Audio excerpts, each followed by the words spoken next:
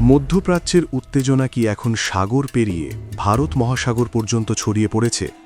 ইরানের ইসলামী বিপ্লবী গার্ড বাহিনী দাবি করেছে, দূর সমুদ্রে থাকা মার্কিন যুদ্ধজাহাজ লক্ষ্য করে তারা ক্ষেপণাস্ত্র হামলা চালিয়েছে।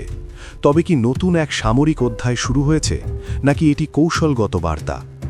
মধ্যপ্রাচ্যের চলমান উত্তেজনার মধ্যে আবারও নতুন দাবি সামনে এনেছে ইরানের সামরিক বাহিনীর গুরুত্বপূর্ণ শাখা ইসলামিক রেভলিউশনারি গার্ড কোর। তাদের বক্তব্য অনুযায়ী সাম্প্রতিক এক অভিযানে ভারত মহাসাগরে অবস্থান করা মার্কিন যুদ্ধজাহাজকে লক্ষ্য করে ক্ষেপণাস্ত্র নিক্ষেপ করা হয়েছে। ইরানের রাষ্ট্রায়ত্ত গণমাধ্যম প্রেস টিভির এক প্রতিবেদনে বলা হয়, এই হামলা ছিল ইরানের ঘোষিত সামরিক অভিযান ট্রু প্রমিস 4 এর অংশ। আইআরজিসি দাবি করেছে, হামলার সময় জাহাজগুলো ইরানের উপকূল থেকে প্রায় 600 কিলোমিটারেরও বেশি দূরে অবস্থান করছিল। ইরানের সামরিক সূত্র অনুযায়ী এই অভিযানে ব্যবহার করা হয়েছে ঘাদার ব্যালিস্টিক মিসাইল এবং তালাই ক্রুজ মিসাইল। ঘাদার একটি মাঝারি পাল্লার ব্যালিস্টিক ক্ষেপণাস্ত্র, যার পাল্লা প্রায় 2000 কিলোমিটার পর্যন্ত বলে দাবি করা হয়।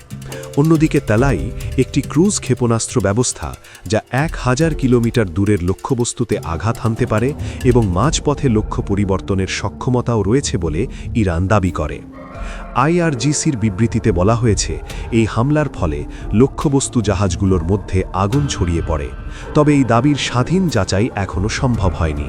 যুক্তরাষ্ট্র বা ইসরায়েলের পক্ষ থেকেও আনুষ্ঠানিকভাবে এই বিষয়ে কোনো প্রতিক্রিয়া জানানো হয়নি।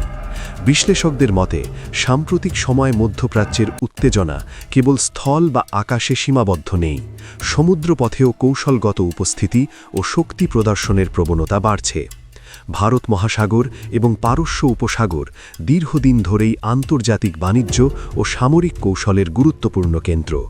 যদি সত্যি দূর সমুদ্রে এমন হামলা চালানো হয়ে থাকে, তবে তা আঞ্চলিক সামরিক ভারসাম্যের ওপর প্রভাব ফেলতে পারে বলে মনে করছেন বিশ্লেষকেরা। কারণ আধুনিক যুদ্ধ এখন শুধু শক্তির লড়াই নয়, এটি প্রযুক্তি, গোয়েন্দা তথ্য এবং কৌশলগত বার্তারও লড়াই।